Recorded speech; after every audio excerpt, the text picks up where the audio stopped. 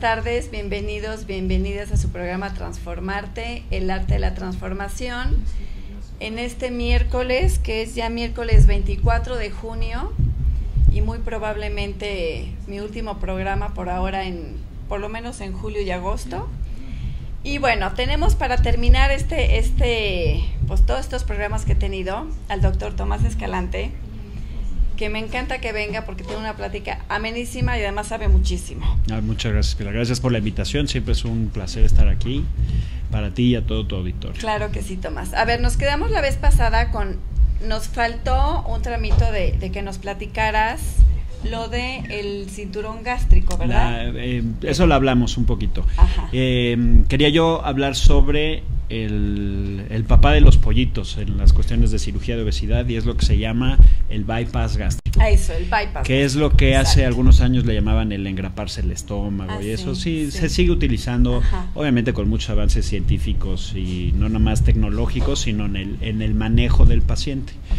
Pero bueno, empezando de ahí y recapitulando un poco lo que hablamos en los programas anteriores, el bypass gástrico, como las demás cirugías que ya hemos comentado, la banda gástrica, la manga gástrica, etcétera, etcétera, es una más de las diferentes opciones con las que contamos el día de hoy dentro del tratamiento de los pacientes que tienen un sobrepeso importante, lo que médicamente se llama obesidad mórbida. Sí, que es más del 30% de masa corporal. Más de 35 puntos de índice de masa corporal. Para fines prácticos, una persona que tiene más de 30 kilos de sobrepeso puede que sea candidato a una de estas cirugías. Pues es que es muchísimo, ¿no? 30 Exacto. kilos, sí. Sí, pero aunque sabemos, suena mucho, mucha gente los tiene y a lo mejor ni siquiera está consciente de que trae 30 kilos encima. Sí, ¿no? sí. Yo lo veo mucho, por ejemplo, pacientes que pesan entre 80 y 90 kilos. Pues si yo digo 80 kilos, pues no suena tanto. Pero si es una mujer que mide unos 50, pues ahí sí ya es depende de la altura, exacto. Claro. Sí. Entonces sí hay que tomar eso en consideración. No es para todos los pacientes. Sí es muy importante resaltar que es para un grupo muy seleccionado de pacientes, y la principal indicación para poder ser candidato a una de estas cirugías es precisamente esa: tener el grado de sobrepeso que amerite un tratamiento quirúrgico para tu sobrepeso. Ese es uno de los requisitos. Ese es uno de los requisitos. Y adentro de ese grupo de personas habrá más requisitos. Claro, que tengan cierta salud. Exacto, ¿no? Y sí y no, porque mucha gente dice, bueno, es que soy diabético, a mí no me van a poder operar. Al contrario, esos son los pacientes que más se benefician de este tipo de cirugías, porque no nada más les vamos a ayudar a controlar el peso, les vamos a ayudar a controlar todos los problemas de salud que suelen ser secundarios a su sobrepeso. Diabetes, presión alta, problemas de colesterol, triglicéridos, reflujo, articulares, ¿no? Yo operamos hace unos años a una paciente que pesaba 150 kilos, la pobre mujer, y tenía destrozadas las rodillas. Claro, y la espalda no estaría muy bien. Exacto. Tampoco, por supuesto. El día de hoy pesa 68, ha perdido más de casi 100 kilos esa paciente, y es otra en todos los sentidos. Se va los maratones, bueno, ya su hijo también es mi paciente, por ejemplo, así de exitosa ha sido eso el caso. Sigue con sus problemas articulares, pero ya puede llevar una vida normal, lo que antes no podía, estaba en silla de ruedas, por ejemplo, ¿no? Entonces ya hoy camina y puede subir y bajar escaleras, no corre un maratón, ¿verdad? Pero pues yo tampoco. ¿Cuántos años tiene? ¿no? Por ejemplo, ella el día de hoy tiene como 50, 55 años, por ejemplo. Bueno, sí podría, pero bueno. Sí podría, pero también eso son decisiones personales. Exacto. No, o sea, lo que me refiero es que tiene la salud para hacerlo, que no quieres otra cosa, ¿no? Y bueno, ya tiene, mejor dicho, más que tiene la salud, ya no tiene la limitación física, que eso es muy importante, que no es exactamente lo mismo. Sí, no, para nada. Y bien, bueno, el bypass, insisto, es una cirugía que es una más del arsenal que contamos los cirujanos que nos dedicamos a esto para el tratamiento de los pacientes. Y decía yo que era el papá de los pollitos por una simple y sencilla razón: se considera el estándar de oro.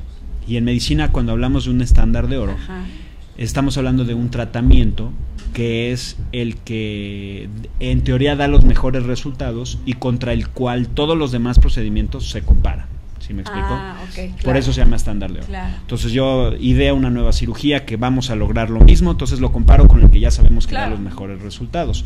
Y si mi cirugía es mayor que la que ya se acepta como la mejor, pues la mía va a pasar a ser la mejor, va a ser el nuevo estándar de oro. Que eso, supongo, con todo esto que estamos platicando antes, con todos los avances de la ciencia y la medicina, pues constantemente saldrán cosas nuevas. Sí, constantemente. De hecho, no hay muchas cirugías, pero si lo comparamos, por ejemplo, hace 10, 15 años, en México había 2. Hoy ya tenemos como 4 o 5 opciones. O sea, te pones a ver 10, 15 años, no es tanto. No. De hecho, bueno, cuando yo me entrené en cirugía bariátrica, que fue hace 8 años, yo terminé en el 2007 en el extranjero, que no son muchos, 8 años. Nada. Desde entonces, por ejemplo, había 2 cirugías, una tercera que se hacía en carácter de investigación, que es la manga gástrica. Hoy la manga gástrica es la número 1, no nomás en México, sino en gran parte del mundo, ¿no? Por ejemplo. Y hay otras y cada vez se van aventando a hacer nuevos procedimientos. Hay unos que son muy inspiradores y que en la práctica no son tan útiles. Hay otros al revés que tienen muchas ventajas teóricas, pero que en la práctica pueden ser hasta peligrosos para el paciente, ¿no? Entonces, así es la medicina. El chiste es no quitar el dedo del renglón. Hay que saber de todo, lo que mencionábamos antes de entrar al aire, el concepto de la actualización, pues eso es fundamental, ¿no? Y yo tengo la suerte de que a mí me invitan mucho como profesor en diferentes cursos y congresos nacionales. Y eso te fuerza a estar al día en todo. Qué bueno. Desde estar mostrando lo que tú estás haciendo y segundo, estarte constantemente en actualización para asegurarte de que lo que estás haciendo es lo que se debe de hacer. ¿No?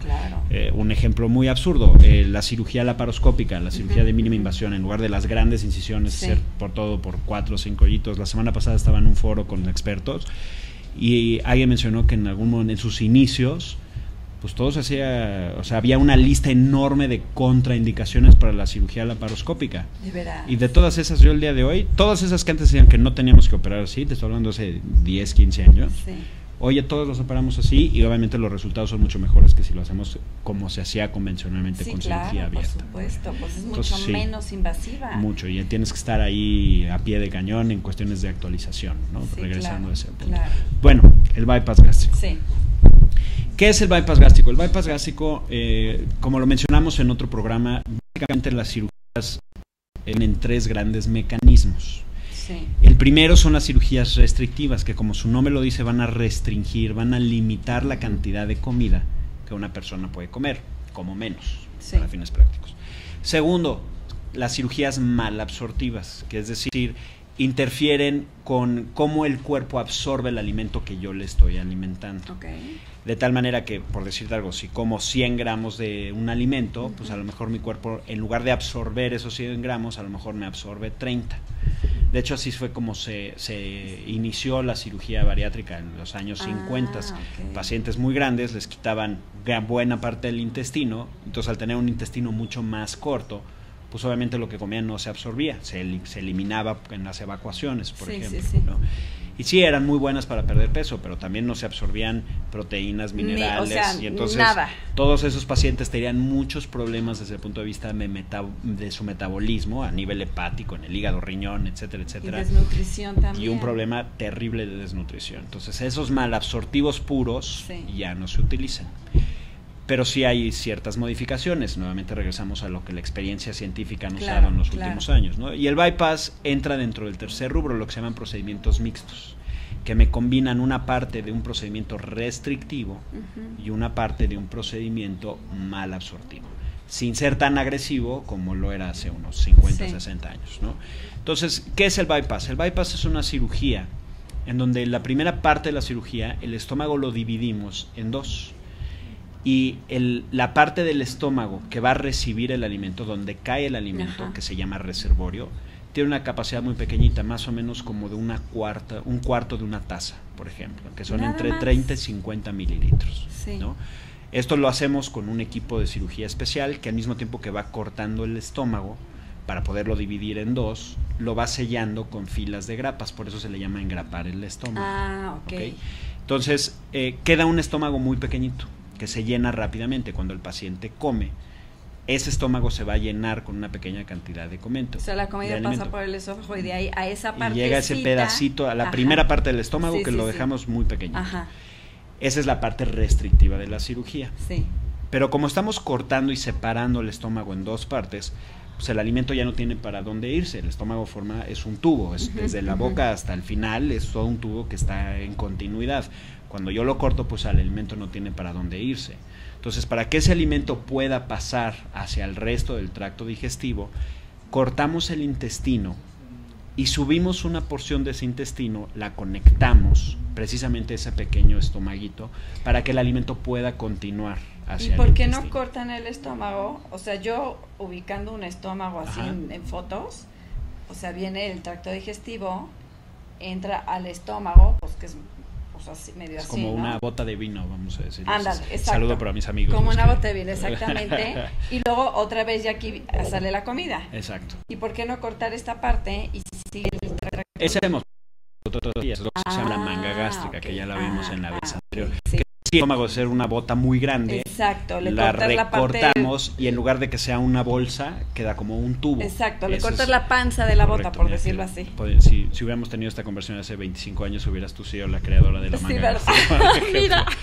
Eso es la manga gástrica, ¿no? Y eso es una cirugía muy aceptada. Pero aquí, el hecho de que yo haga esta división tanto del estómago con el intestino, tiene muchas ventajas. ¿Por qué se llama bypass? Bypass en inglés significa puente. Ajá.